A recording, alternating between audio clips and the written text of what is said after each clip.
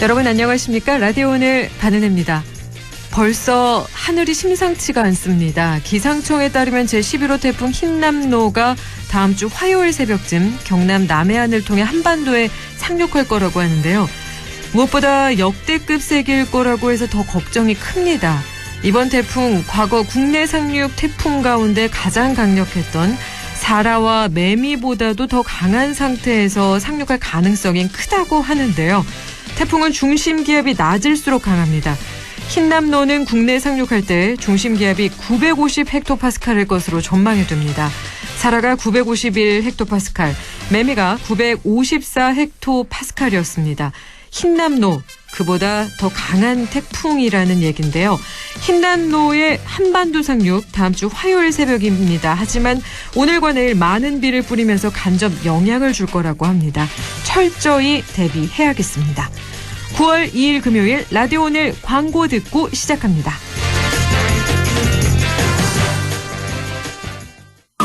LG화학의 친환경 소재 브랜드 렛제로. 자연의 흔적을 제로로. 지구의 부담을 제로로. 환경에 해로운 것부터 탄소 배출 순 증가율까지 제로로. LG화학이 렛제로의 이름으로 화학의 방향을 바꿉니다. LG화학 렛제로. 자, 던졌습니다. 돌직구인가요? 이건 처음 보는 철직구네요. 돌직구보다 빠른 주문과 배송 속도, 눈앞에서 확 떨어지는 가격까지. 이 놀라운 선수가 누구죠? 국내 최초 온라인 철강직구 쇼핑몰 스틸 1번가. 말씀하신 순간 철직구 오가네요. 스틸 1번가.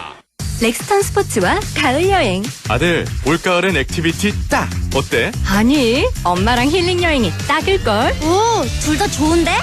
가을 여행엔 온 가족이 만족할 렉스턴 스포츠가 딱! 넓은 데크가 준비돼 있으니까. 9월 구매 시 캠핑 외건 패키지까지 딱! 지금 쌍용자동차 전시장에서. 안녕하세요. 배우 유연석입니다. 추석 선물 고민되시죠? 추석엔 스팸, 일찍 스팸. 추석엔 스팸, 일찍 스팸. 모두 좋아하는 스팸. 추석엔 스팸, 일찍 스팸. 이번 추석에도 스팸을 선물하세요. 9월 2일 금요일 라디오 오늘입니다. 일부 성공회대 최진봉 교수와 함께합니다. 한 주간의 시사 이슈를 진단해 보는데요. 최진봉의 시사 포커스 잠시 후에 만나보겠습니다. 2부 이슈 오늘에서는 추석을 앞두고 벌초 많이들 하시죠.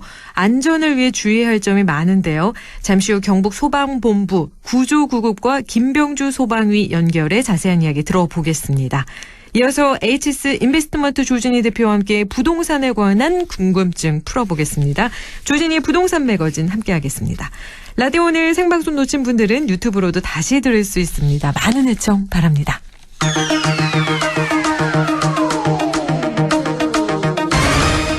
최진봉의 시사 포커스, 성공회대 최진봉 교수와 함께합니다. 안녕하십니까, 최 교수님? 예, 안녕하세요. 어제 검찰이 더불어민주당 이재명 대표 소환했습니다. 소환 이유부터 한번 살펴볼까요? 예, 소환 통보를 했는데요. 이제 이유는 그거예요. 공직선거법 위반인데요. 백천동 개발 관련해서 이재명 당시 후보였죠. 대선 후보 당시에 국정감사를 경기도지사로서 받은 적이 있었습니다. 네. 기억하실 텐데요. 그때 당시에 이제 질문이 나왔었고요. 백천동, 개발에 대해서. 거기서 이재명 당시의 후보가 백현동 개발 같은 경우에 국토부에서 여러 차례 공문을 통해서 압박을 해왔고, 식품연구원 부지를 다른 용도로 사용하도록 해달라고 용도 변경을 요청이 왔다고 얘기를 했습니다. 네. 그리고 공문만 온 게 아니라 전화를 해서, 물론 시장한테 전화한 건 아닌 것 같고요. 그 직원들한테 전화를 해서 왜 빨리 안 해주냐, 이렇게 계속 압박을 했다. 그래서 협박으로 느껴졌다, 이렇게 발언을 했어요. 그 발언을 문제 삼은 겁니다. 그러니까 이번에 이제 소환 통보한 내용은 경찰에서 공직선거법 위반으로 허위사실 유포, 그러니까 대선 기간 동안 이재명 대표가 협박이라는 말을 사용했고 국토부가 협박을 안 했는데 협박을 했다라고 얘기했다라는 게 이제 주 내용이거든요. 그래서 이제 그 내용으로 소환 조사를 통보를 했고요. 아마 이제 검찰의 소환 통보를 한 이유 중에 하나는 9월 9일이면 공소시효가 만료가 되거든요. 네. 선거법은 6개월 안에 바로 수사를 해야 되기 때문에. 그래서 아마 이제 소환 통보를 한 것 같은데, 민주당이나 이재명 대표 입장에서는 이게 서면 조사 정도 할 문제이지 소환까지 할 문제인가, 왜냐하면 협박이라는 발언 가지고 지금 소환을 통보했거든요. 네. 그래서 너무 과한 거 아니냐, 정치 탄압이다 이렇게 주장을 하고 있습니다. 그렇습니다. 많은 분들이 좀 사소해 보이는데 왜 그러느냐 이런 이야기도 있지만 또 시기에 대한 이야기도 많아요. 왜 그렇죠. 하필 정기국회가 시작한 날이냐 이런 말들 많이 나오고 있죠. 그렇죠. 그러니까 예를 들면 소위 이제 국민의힘이나 검찰에서는 소위 이재명 리스크, 사법 리스크 이런 얘기가 계속 있었지 않습니까? 네. 그런 부분들을 좀 보여주려고 하는 것이 아닌가 하는 의혹이 있는 거죠. 왜냐면 정기국회가 시작하는 첫날 소환 통보를 했거든요. 이거는 누가 봐도 의도적으로 한 거 아니냐. 즉 망신주기다. 이재명 대표가 됐으니 이제 사법 리스크가 현실화되고 있다라는 걸 보여주기 위한 그런 보여주기 수사가 아니냐. 이런 비판을 하고 있고, 또 하나 이제 논란이 되는 것은 이게 만약에 소환에 응하게 되면요, 포토라인을 쓰게 되잖아요. 네. 근데 그게 바로 추석 전이에요. 6일이면. 아, 네, 그렇네요. 그러면 추석 밥상에 대부분 이제 고향에 내려가고 이러면 이제 정치 얘기 하게 되잖아요. 그럼 그 이슈가 주요 이슈가 될 수밖에 없다는 거죠. 그게 정치적으로 노린 속임수가 어떤 꼼수가 아닌가. 그렇게 민주당은 지금 비판을 하고 있는 거죠. 일부러 그렇게 망신주기 하고, 그다음에 추석 밥상에서 이재명 사법 리스크라고 하는 그런 프레임을 가지고 얘기가 나오게 하기 위한 수순이 아닌가, 그렇게 네. 좀 강하게 의심을 하고 있는 상황입니다. 네, 그렇다면 이재명 대표와 더불어민주당은 응하지 않겠다 이런 입장일까요? 어떻게 대응할까요? 지금 현재까지 기조는 그런 것으로 보여져요. 네. 그러니까 이재명 의원 이제 대표죠. 이재명 대표의 개인 스타일로 보면 사실은 자기는 떳떳하니까 출석한다라는 네. 입장을 보일 가능성도 있는데, 당내에서는 이제 대표잖아요.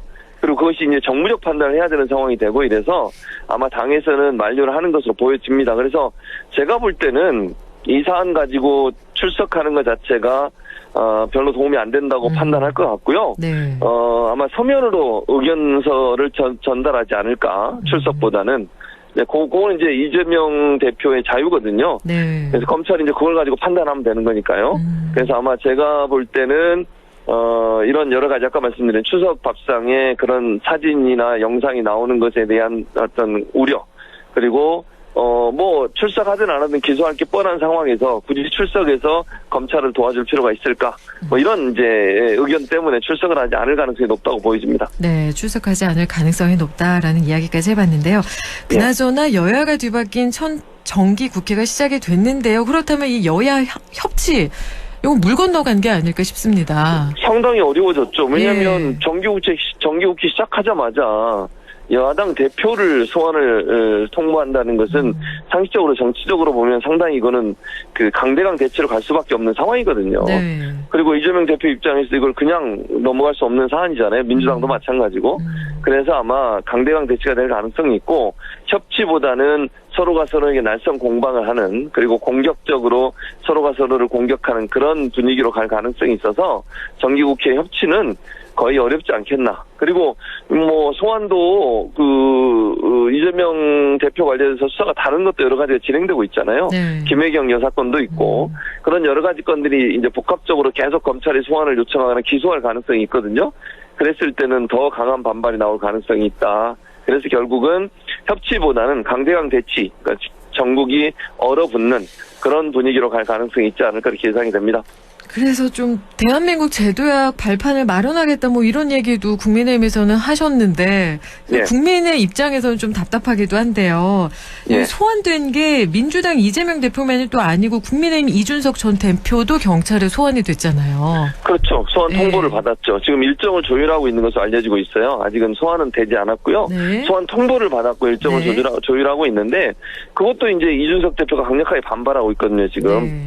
그래서 이것도, 그러니까 제가 볼 때 국민의힘 같은 경우는 내부적으로도 지금 논란이 되고 있고, 네. 외부적으로는 또 이재명 대표하고 싸워야 되고 이런 상황이 된 거죠. 네. 왜냐하면 이준석 대표 입장에서는 그걸 이제 소환을 아마 응하할 것 같아요, 이준석 대표는. 제가 볼 때는. 왜냐하면 이 사안 같은 경우에는 질이 좀 다르잖아요. 네. 예를 들어 이재명 대표 거는 아까 말씀드린 것처럼 협박이라는 단어를 사용했다는 이유 때문에 그런 것이고, 지금 이 대표, 이준석 전 대표 같은 경우에는 성상남 문제이기 때문에 이건 좀 민감한 문제거든요. 그래서 네. 본인이 출석을 안 하면 불이익을 당할 가능성이 있어요. 제가 불이익이라고 말하는 건 뭐냐면 본인 의사를 전혀 받아들이지 않고 검찰이나 경찰이 주장했던 내용만 그대로 받아들일 가능성이 있거든요. 그러니까 네. 아마 출석할 가능성이 높아진다 저는 보고, 다만 이제 이준석 대표가 출석하면서도 그냥 있지 않을 거거든요, 분명히. 네. 국민의힘이나 윤석열 대통령에 대한 날선 어떤 비판을 할 가능성이 있어서 국민의힘 내용이 더 깊어질 가능성을 예견해 볼 수 있을 것 같습니다. 네.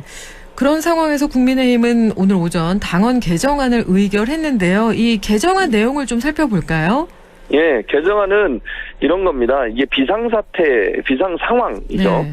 비상상황을 규정하는 룰을 좀 더 구체화한 거예요. 그러니까 예전에는 비상상황이라고 하는 게 최고위원회가 역할을 하지 못하는 상황, 이렇게 돼 있었는데, 이거를 최고위원회 선출직 위원들 5명이 있는데요.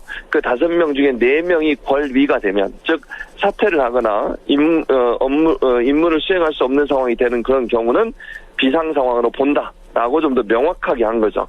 왜냐하면 지난번에 윤석 대표가 낸 가처분 결정문에 보면 비상 상황이 아닌데 비상 상황이라고 했다. 네. 그래서 이게 비대위 출범이 잘못됐다, 이렇게 결정을 내렸거든요. 그 근거가 됐던 게 비상 상황이라고 규정하는 규정이 명확하지 않았어요. 그래서 아마 국민의 입장에서는 이걸 좀 명확하게 하기 위해서 몇 명이 사퇴를 하면 그 상황을 비상상황으로 본다. 5명 중에 4명이 사퇴하는 상황을 비상상황으로 보고 그러면 비대위를 출범할 수 있게 한다라는 규정을 바꿨고요. 지금 이제 4명이 사퇴를 했기 때문에 현재로서는 그 룰에 따르면, 물론 아직까지 결정된 건 아니고 정국위를 열어야 되거든요. 네. 그래서 그 정국위까지 통과하게 되면 그 룰로 새로운 비대위를 또 만들겠다는 겁니다. 현재 상황은. 네, 그렇군요. 대통령실에도 큰 변화가 있었습니다. 실무진만 교체가 되고 근데 수석은 그대로예요. 비서관도 바꾸고 뭐 행정관도 바뀌고 했지만요. 이 교체의 의미는 또 무엇인지도 궁금합니다. 그러니까 그 교체의 의미가 사실은 이제 2가지 의미가 있다고 봐요. 첫째는요, 네. 검찰 출신들이 지금 대통령실에 와 있고, 그 다음에 이제 여의도 출신, 소위 이제 정치권에 있었던 분들, 국민의힘에서 뭐 보좌관이나 이런 역할을 했던 분들이나 아니면 당직자를 했던 분들 또는 사무처에 일했던 분들, 이런 분들이 들어와 있는데 권력 다툼이다, 이런 의견이 있습니다. 그래서 검찰 측에서 온 사람들이 자기들이 주도권을 쥐기 위해서 정치권, 즉 여의도 출신들을 좀 사퇴시킨 게 아닌가, 네. 그렇게 지금 얘기가 나오고 있는 상황이고요. 또 하나는 지금 이제 최근에 김건희 여사 관련된 문제나 대통령실 관련된 문제들 중에 언론에 보도되는 내용들이 이게 이 대통령실 내부에서 흘러나간 정보들 때문에 보도가 되고 있다, 이렇게 판단한 것 같아요. 근데 그걸 주로 한 사람들이 여의도에서 온 사람들이다. 네. 그 사람들을 바꿔야 된다. 이런 어떤 관점을 가지고서 지금 바꾸고 있는 것 같은데, 아니 수석도 바꾸지 않고 밑에 있는 행정관들, 비서관들 바꿔가지고 무슨 인적 쇄신이 되겠습니까? 그건 정말 국민들이 볼 때는 그냥 자기들 마음에 안 드는 사람 쫓아내는 게 아닌가, 이런 이미지를 가질 수 있어서 별 크게 인적 쇄신의 의미가 국민들에게 다가오진 않지 않을까, 그렇게 생각이 됩니다. 네, 그렇다면 권성동, 장제원 의원의 힘이 빠지는 쪽으로 대통령 의중이 움직이고 있다, 이런 얘기도 나오고 있는데 어떻게 보시나요? 뭐 일단 그렇게 가고 있는 것 같아요. 왜냐하면 장제원 의원이 이제 이선 후퇴를 선언을 했고, 또 권성동 의원은 아직까지는 사퇴 얘기를 한 적은 없어요. 한 번도 본인 입으로. 네. 그러나 이제 그 새로운 비대위가 출범되고 나면 다시 한번 고려해보겠다고 얘기를 했으니까, 또 장제원 의원이 일단 사퇴를 해서 권성동 의원이 계속 버티기도 상당히 어려운 상황이 돼버렸어요.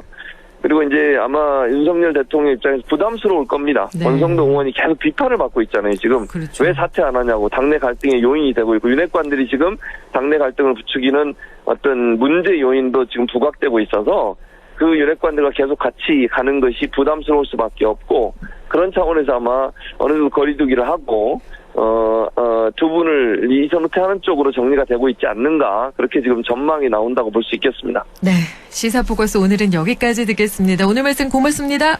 예, 감사합니다. 지금까지 최진봉의 시사포커스, 성공에 대해 최진봉 교수와 함께했습니다. 라디오 오늘 1부 여기까지고요. 잠시 후 2부에서 뵙겠습니다.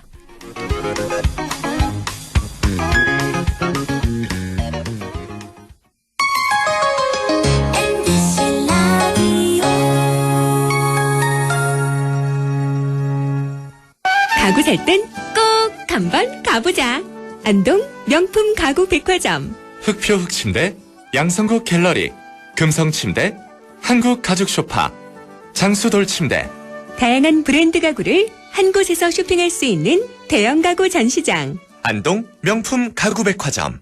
예, 며느라. 밥 했어? 설거지 했어? 쓰레기 버렸어? 청소했어? 빨래했어? 개밥 줬어? 아들 낳았어? 딸 낳았어? 아무것도 안 하고 싶다. 이미 아무것도 안 하고 있지만 더 격렬하게 아무것도 안 하고 싶다. 지금은 그냥 라디오만 듣고 싶다. MBC 라디오. MBC 라디오. 라디오 청취자 10명 중 4명이 듣는 방송. 국가대표 라디오 MBC 라디오.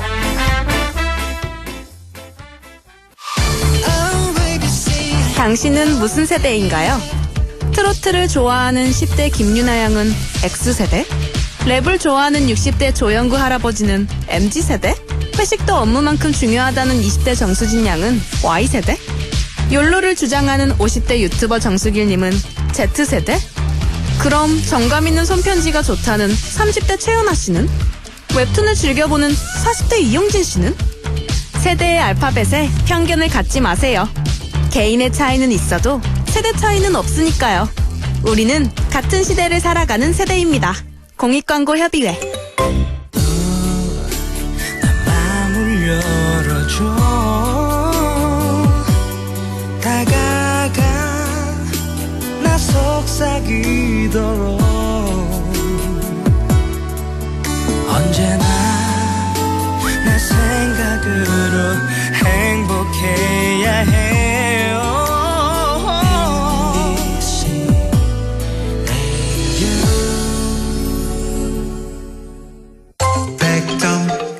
MBC 라디오.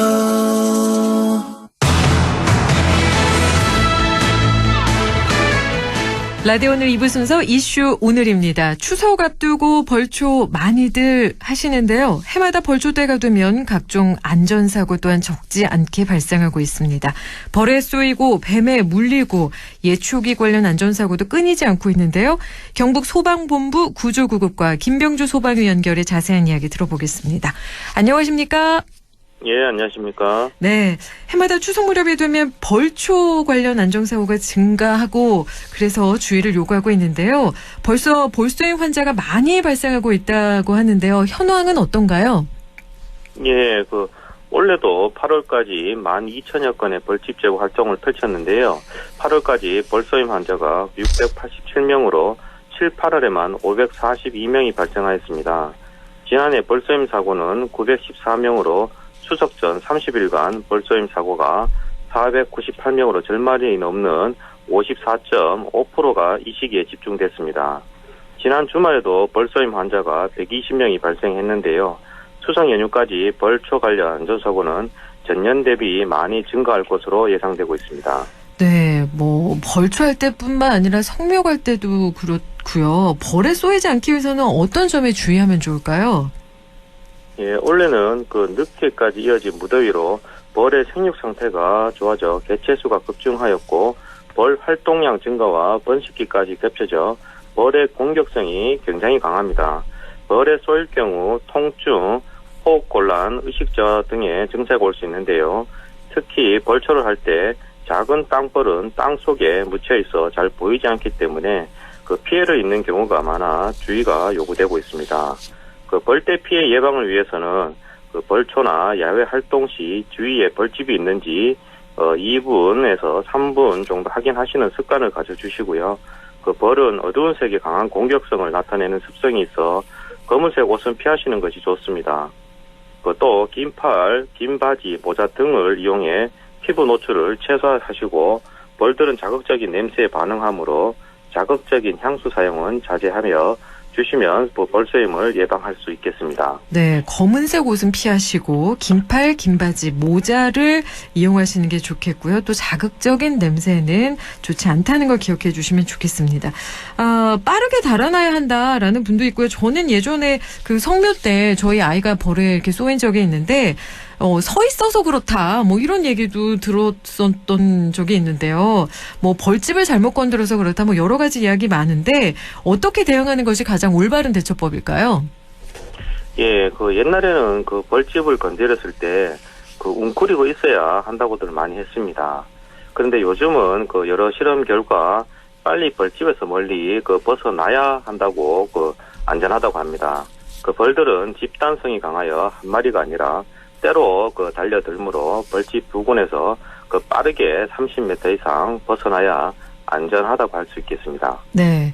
그래도 부득이하게 만약에 벌에 쏘였다. 그럴 때 어떻게 응급처치를 하면 좋을까요?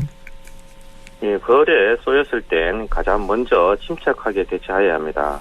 혈압저하나 호흡곤란이 없으면 2-4시간 그 이내에 회복이 됩니다. 그 또한 아프거나 부종이 날 경우 얼음찜질을 해주시면 혈관을 수축시켜 초기 염증 반응을 감소시켜 주시고 그 통증 완화에 도움이 될 수 있습니다.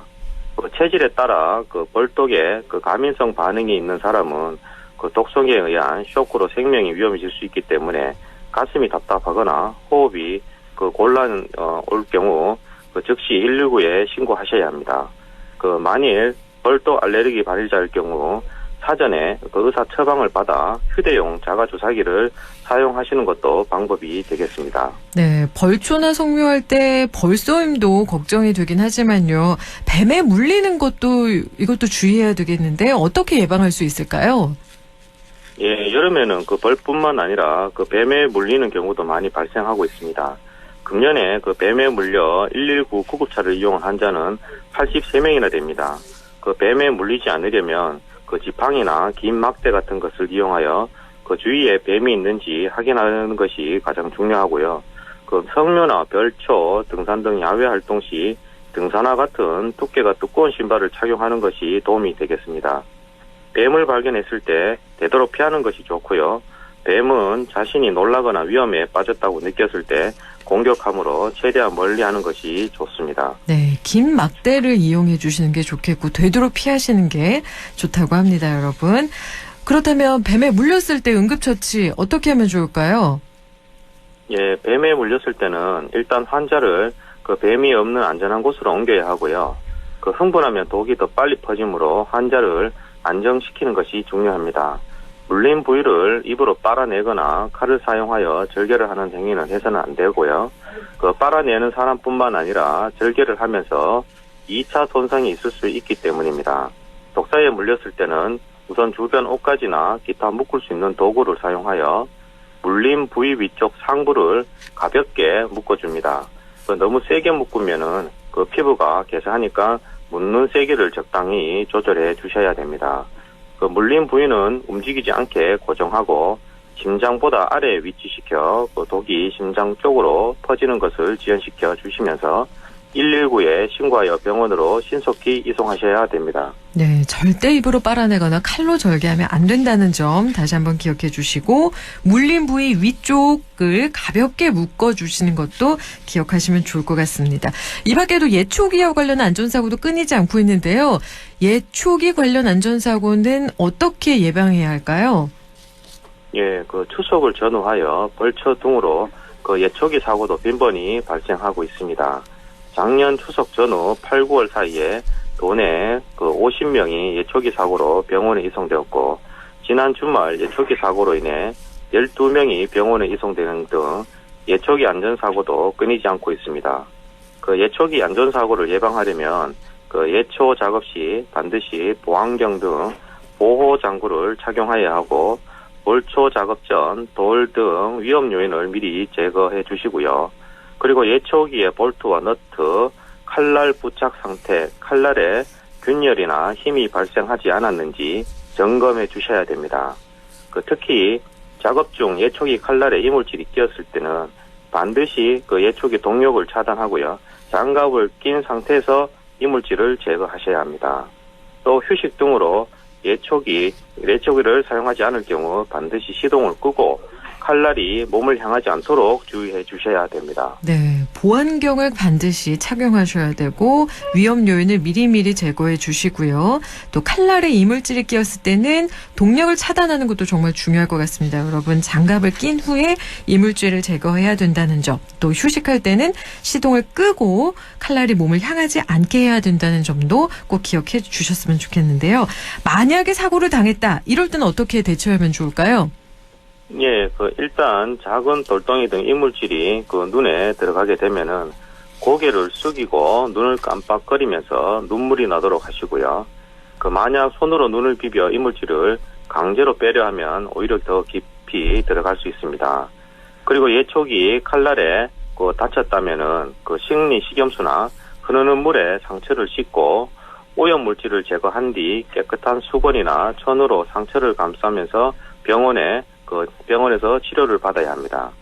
사고 시 119에 신고하시면 상황에 맞는 응급처치 방법 등의 도움을 받으실 수 있습니다. 네, 눈에 무엇이 이물질이 들어갔을 때는 비비는 건 절대 안 되고요, 여러분. 눈을 깜빡거리면서 눈물이 날 수 있도록 해야 된다는 거, 그리고 빨리 병원에 가시는 게 좋겠다는 걸 기억하시면 좋겠습니다. 무엇보다 안전한 벌초가 되는 게 중요하겠는데요. 끝으로 벌초계 그리고 성묘객들에게 당부하고 싶으신 말씀이 있다면 전해주실 수 있을까요? 네, 우리 고유의 명절날 가족들과 모여 즐거움을 가져야 되는데요. 안전사고는 주의를 조금만 기울여 주시면 예방이 가능합니다. 벌초와 성묘를 하실 때는 필히 안전장구 착용과 안전수칙을 준수하시는 것이 무엇보다 중요하고요. 안전사고가 발생하지 않도록 한 번 더 주의해 주실 것을 당부드립니다. 안전한 벌초 성묘하시기 바라며 경북소방도 도민 안전에 최선을 다하겠습니다. 네, 오늘 좋은 말씀 고맙습니다. 예, 고맙습니다. 지금까지 경북소방본부 구조구급과 김병주 소방위 연결해 함께 이야기 나눴습니다. 라디오 오늘에서는 청취자 여러분의 참여를 기다리고 있습니다. 우리 지역에서 발생한 사건 사고 소식이나 함께 토론하고 싶은 내용을 안동 MBC 홈페이지 라디오 오늘 게시판에 올려주시기 바랍니다. 전화와 문자 참여도 하실 수 있습니다. 전화는 851국에 7191번, 문자는 샵 0913번으로 보내주시면 됩니다. 문자는 단문 50원, 장문 100원의 정보 이용료가 있습니다. 여러분의 많은 참여 바랍니다.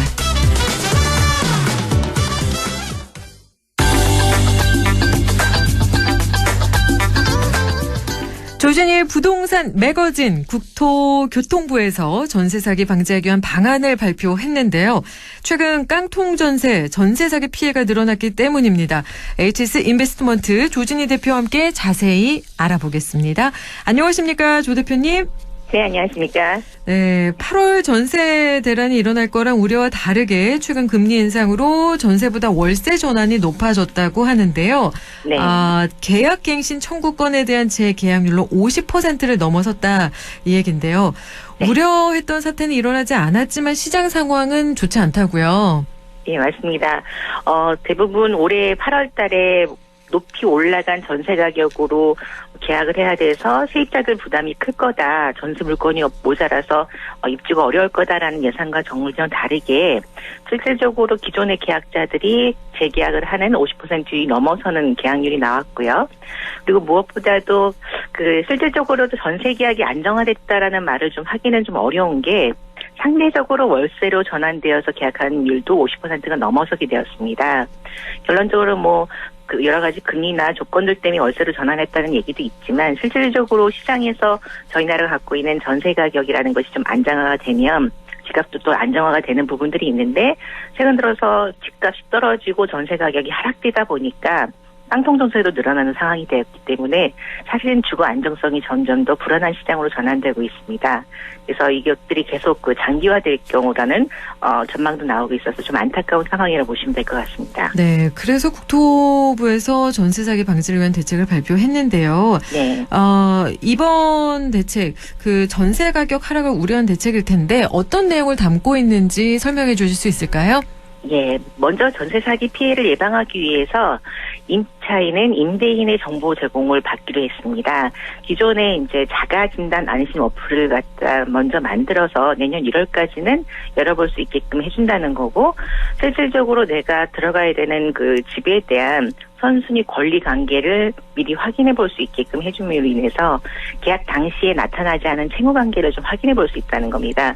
좀 쉽게 말씀드리면 보통은 저희가 등기상에 은행에 저당이 잡혀 있는지 이 정도만 볼 수 있었다고 한다면 이 어플을 통해서는 기존에 세금을 내지 않았다던가 실질적으로 다른 제3자 채무가 있다던가 아니면 어떤 임대인이 나쁜 경력을 갖고 있다던가 이런 내용들도 좀 같이 볼 수 있으니까 임차인이 실질적으로 대부분 이제 확정일자 받고 실제 입주까지 어떤 계약 기간에 어떤 나타나지 않았던 사항들을 볼 수 있게 해준다는 것과 특히 이제 가장 중요하게 저희가 이번에 계약서가 좀 양식이 좀 변경되는 상황도 같이 발생이 됩니다. 보통은 저희가 이제 매매 계약이나 임차 계약을 할 때 집주인하고의 어떤 그 기본적인 표준 계약서를 했다라고 한다면 이번에는 입주까지 위험할 수 있는 실질적으로 그 계약을 하고 입주 잔금을 내는 날까지의 매매 계약이 바뀐다거나 아니면 그 사이에 근저당이 설정될 경우에는 이 계약이 무효화된다라는 그런 특약사항을 넣은 표준계약서도 이번에 만들어지게 되니까 좀 더 임차인들한테 유리한 상황으로 변경될 수 있을 것이라 보여집니다. 네, 조금 더 안전하게 우리가 전세를 계약할 수 있겠구나라는 생각이 드는데요. 항상 또 궁금한 게 그거거든요. 이 전세 가격이 정말 정당한 건지 내가 집 가격보다 더 높게 주고 사는 건 아닌지 이런 것들을 우리가 비교할 수가 없었는데요. 이런 기준도 혹시 알 수 있을까요? 네, 말씀하셨던 것처럼 대부분 신축 빌라들이 실질적인 시세를 확인하기 어렵다 보니까 신축 빌라에 대한 전세 가격 그리고 그 매매 가격에 대해서 내가 들어간 전세 입주 이후에 깡통 전세가 되는 경우가 대부분이었습니다. 그래서 이번에 이제 주택의 적정 시세를 반영할 수 있도록 감정평가사들의 추천을 받아가지고 가격을 상정하고 공시하는 제도를 이번에 적용시키겠다고 했고요. 무엇보다도 저희가 보통 그 전세 보증금, 보증보험 같은 걸 들으려고 할 때 실제 가격에 한 70% 정도 되는 그 인정 가격을 받아서 보증금을 측정을 하다, 보증금 보험을 받다 보니까 실질적으로 예를 들어서 1억짜리 내가 전세를 들어갔는데 보증을 받을 수 있는 건 한 7천만 원 정도 됩니다. 근데 이번에 감정평가 금액에서 오히려 140%, 150%까지 그 시세를 그대로 반영해서 거의 1억에 가까이 준하는 전세 보증금 그 금액을 상향시켜주는 그런 효과를 볼 수 있게 된다고 하니까 그런 입장에서는 좀 더 안정성을 보장을 받을 수 있을 것이라고 보여집니다. 네, 조금은 좀 안심이 되는데요. 그러면 임대사업자 관리 강화를 통해서 임대사업자가 보증보험 가입을 하지 않은 경우도 확인할 수 있게 되나요? 예, 맞습니다. 기존에는 등록 임대사업자들이 대부분 이 임대 그 보증보험을 가입을 하려면은 인감증명서 갖고 가야 되고 뭐 각종 서류지 10가지가 넘는 걸 갖고 가려고 하다 보니까 사실은 귀찮기도 하고 직접 이런 걸 또 신청해야 된다는 번거로움이 있어서 잘 하지 않으셨습니다. 그리고 무엇보다도 이제 재산이 드러나는 옛날에는 등록 임대사업자를 하게 되면 뭐 종부세라든가 양도세라든가 이런 걸 완화를 해줬는데 전혀 그런 세금에 대한 혜택이 없다 보니까 굳이 내가 보증보험까지 가입하기 싫다라는 부분이었는데 이번에는 과태료를 최대 3천만 원까지 부과를 하는 강제이행 성격의 그 보증보험을 가입하는 그런 권유사항이 발생이 됐습니다. 그래서 실질적으로 내가 들어가려고 하는 집에 그 집주인이 등록임대사업자 보증보험에 신청을 하게 되면 우리가 보통 주택보증공사라고 하는 허브에서 임차인한테 가입됐다라는 내용을 즉시 통보하게 되어 있습니다. 그리고 만약에 그렇지 않을 경우에는 임차인이 허가 홈페이지에 들어가가지고 자가진단 아니면 이제 그 개발되게 예정되어 있는 안심전세 어플을 통해 가지고 임대사업자가 보증보험에 가입되어 있는지를 직접 확인해 보실 수 있습니다.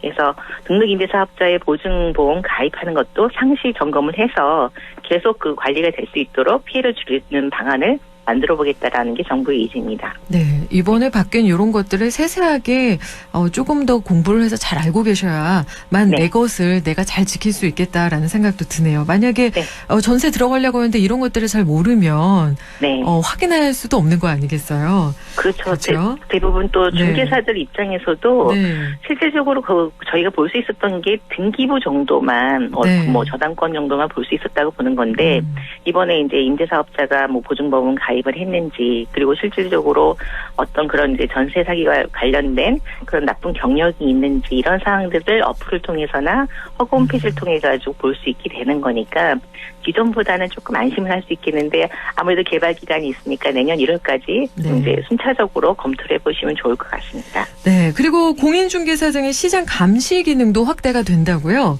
네, 맞습니다.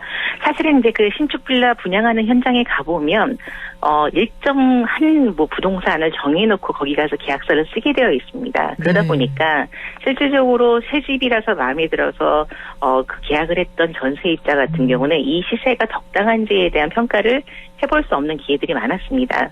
근데 실질적으로 그 주변에 있는 부동산들이 현장에 가다 보면 너무 비싸게 분양하는 것 같아요.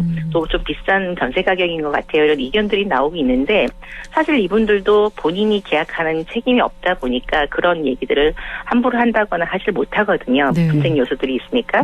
그러다 보니까 사실은 그 선의의 피해를 입는 경우들도 많았고 안타까웠던 부분들도 많은데 어떻게 보면 이제 신고제가 이번에 발생이 돼서 이런 내용에 대해서 신고를 하시게 되면 50만 원의 포상금을 줄 수 있으니까 꼭 공인중개사가 아니더라도 이런 좀 과한 가격에 전세를 내고 있고 신축빌라를 분양하는 현장이 있다고 한다면 신고를 해주신다고 하면은 서로 좋은 상황이 됐을 것 같습니다. 그래서 많은 분들이 좀 감시자가 될 수 있는 시장을 좀 만들어 주시면 또 이렇게 좀 잘못된 가격으로 거래하는 사례도 많이 줄어들 것으로 기대되어집니다. 네, 요 시장 감시 기능도 잘 지켜졌으면 좋겠다 하는 바람이 드네요. 그다음에 보면은 최우선 변제 금액이 상행된다고요? 네, 이 이야기도 좀 구체적으로 부탁드리겠습니다. 보통 저희가 경매가 되면 이제 선순위 은행 다음에 이제 본인 순위에 의해서 배당을 받게 되어 있습니다. 근데 이제 현행 주택임대차 보험령에 따라서 좀 그 내용이 내가 받아야 될 금액이 선순위에서 좀 모자란다 하더라도 그 기준으로 해서 서울은 5천만 원, 과밀 억제권역에 해당되는 수도권 지역 같은 경우는 4,300만 원, 광역시 기준 2,300만 원, 그의 지역은 2천만 원까지 최우선 변제되는 금액이 좀 상향이 됐습니다. 물론 전체적으로 지금 서울 수도권에 있는 전세 가격 대비한다면 너무 형편없는 가격이라고도 보실 수가 있겠지만 기존에 3천만 원, 4천만 원대보다는 좀 올랐다라고 보시면 될 것 같고요. 그랬을 때 실질적으로 이 정도의 가격이 된다라고 했을 때는 물론 전세 물건은 얻지 못하겠지만 반정세의 보증금 정도는 전환할 수 있다라는 부분에 대해서 일단 기대를 한다라는 시장의 입장이라고 보시면 될 것 같습니다. 네. 예, 이 부분도 꼭 챙겨보시고요. 또 확정일자에 대해서도 아까 살짝 언급해 주셨는데요. 이 확정일자가 부여가 돼도 대항력 요건이 확정일자만으로는 안 된다. 예전에는 사실 저는 이게 확정일자만 보면 되는 거 아니야 이랬는데 알고 보니까 아닌 경우가 되게 많았거든요. 예, 맞습니다. 그래서 대부분 제일 많이 실수하시는 부분들 중에 하나가 내가 계약을 하는 계약서 쓴 걸 가지고 동사무소 가서 확정일자 받았으면 난 그날부터 내가 권리가 생긴다라고 생각하시면 실제 그게 아니라 확정일자를 받고 반드시 이사를 하셔서 동사무소 가서 전입신고를 하시면 그게 이제 실질적으로 여기에 들어간 점유라는 그 권리가 생겨나게 되는 겁니다. 근데 문제는 전입신고한 당일날부터 이 효력이 발생이 되어야 되는데 아쉽게도 전입신고한 다음날부터 효력이 발생이 되어진다 보니까 요 하루 사이에 기존 집주인이 예를 들어서 은행한테 근저당권을 3일 등기하는데 보통 3일 정도 걸리니까 그 3일의 시간을 이용해서 입주 날짜에 앞서서 하루 전날 이렇게 그 근저당이 잡히는 경우도 있습니다. 근데 이제 보통 그 3일 간격에 실제 등기상에는 안 나타나다 보니까 잔금 치르는 날은 근저당이 없었는데 나중에 살고다 보니까 근저당이 잡혀있는 이런 악순환이 있었습니다. 그래서 이번에는 은행한테 사전에 근저당을 설정하기 전에 항상 확정일자 나와 있는 거를 사전에 보는 것이 아니라 돈이 나가는 날까지도 좀 확인을 해서 임대인이 부정 대출을 받지 못하도록 은행도 좀 단속하라라는 권고사항도 이번에 나오게 되었습니다. 아주 구체적으로 나와 있네요. 네. 예, 너무 좋네요. 저는 예전에 전세금을 1년 동안 못 받았을 때 주인이 나 돈 없는데 뭐 어쩌라고. 너네가 알아서 나가. 네. 돈을 어디서 구해서 나가요, 저희가? 아니, 주셔야죠. 그래서 법원을 정말 열심히 왔다 갔다 해서 저희가 그냥 알아서 소송하고 해서 했었거든요. 근데 만약에 이게 모르는 경우에는 변호사비도 들겠더라고요. 그렇죠. 맞습니다. 네. 근데 이제는 이렇게 만약에 바뀌어지면, 그런 일들도 좀 줄어들 수 있는 건가요? 그렇죠. 사실은 이제 어떻게 보면 죄송한 얘기지만 은행들이 좀 귀찮더라도 확정일자, 부여일자를 보통은 이제 계약일날 내고 그다음에 이제 그 실질적으로 계약일 때 많이 임대인들이 그 사기를 치시는 분들이 방향을 보면은 확정일자 받은 날이 아닌 그 전에 은행에 가서 대출 심사를 받습니다. 그러다 보니까 은행에서 그 그 담보물건에 대해서 확인해 볼 때는 확정일자가 없으니까 이 집에 대해서는 대출이 얼마 나갈 수 있다 이런 확인을 해주는 거죠. 근데 그 신청을 하고 이분들이 실제 대출을 실행하는 날짜를 바로 결정하시는 것이 아니라 이 세입자가 들어오는 한 달의 그 시간의 여유가 있다 보니까 그 일자를 좀 늦춰놓으시게 되면 실질적으로 은행은 돈이 나갈 때 다시 한번 또 확정일자를 확인하기보다는 기존의 확정일자 확인해놨던 심사 기준이 있다 보니까 대출이 나가는 경우도 있었습니다. 그러다 보니까 이번에는 은행에서 반드시 그 실제 실행이 나갈 때 확정일자를 더 한번 확인을 해서 법무사가 근저당 설정할 때까지 그 내용까지도 좀 확인한다면 실질적으로 임차인들이 이런 큰 피해를 입지 않는 사태도 서로 예방이 될 수 있으니까 이 부분에 대해서도 좀 더 강화되는 그런 정책들이 좀 나올 것 같습니다. 네. 그럼에도 불구하고 돌려받지 못한 전세 보증금이 있다. 요것도 이제 자금 지원이 된다고요? 예, 맞습니다. 사실은 아까 그 최소 보장금이라는 게 뭐 월세 보증금 정도밖에 안 되는 금액이다 보니까 내가 큰 돈, 어떻게 보면 전 재산이라 할 수 있는 금액들이 잃었을 때 그 허탈감도 굉장히 크고 뭐 정신적인 고통들도 굉장히 크시죠. 그러다 보니까 사실은 대책이 없었는데 이번에 저리 긴급자금 대출이 발생을 했습니다. 그래서 주택도시기금에다 전세 사기 피해 내가 이런 피해를 입었다라고 해서 신고를 하시고 그럴 경우에 이제 임차인 대상으로 해서 1%대 초저 대출을 받을 수 있습니다. 그래서 가구당 이제 금리는 한 1%대로 한 최장 10년까지 그 대출을 받으실 수가 있고요.